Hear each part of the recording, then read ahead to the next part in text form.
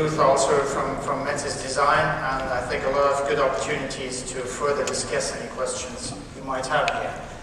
We're moving to the next one. The next one is from Alcoa, and they have an airplane skin material here to which an SHM-enabled stiffener has been fastened, and this is what's going to be shown now here. Could I have the screen? Yeah. My computer screen? Yes. Yeah. Yeah.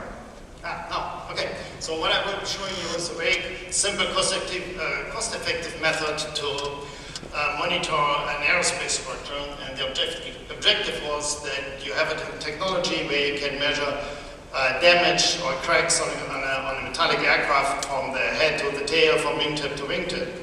And the solution we came up with is that, will I show you in a second in action, but so that you know what is behind there, is that that is a wing skin, and these are aircraft stringers, and so we're adding in each aircraft stringer a tiny, tiny, tiny hole, and this hole doesn't add any weight, any additional component to the aircraft.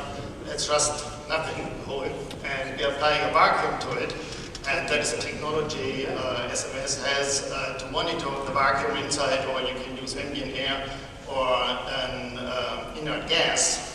And the experiment I show you is an outcome of a fatigue test where you have a wing skin with a stringer on top of it, where a very simple vacuum monitoring technology is attached to, with the status readouts, like thresholding, it's green, you have a good vacuum, crack detected is yellow, and if the stringer breaks, then you get a red. And the detail of what I show you now in a second, probably I'll flip it up now. So that is this wing stringer, and if you can, sorry, if you can come back, can you get back to my computer screen?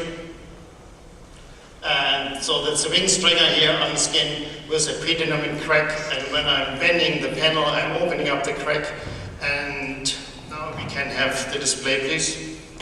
And please close the ears. I have no sophisticated technology, I just use a cheap vacuum pump from the lab.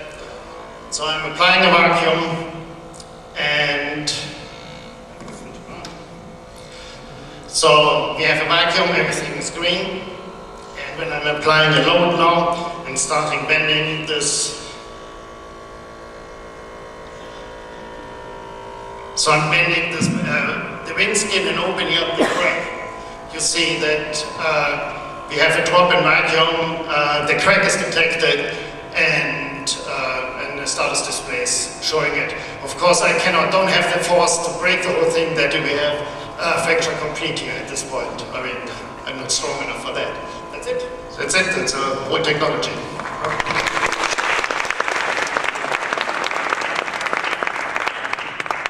Thank you very much. A very pragmatically seeming approach, but certainly interesting challenges for manufacturing those stringers and those structures. Right. Good. We are moving to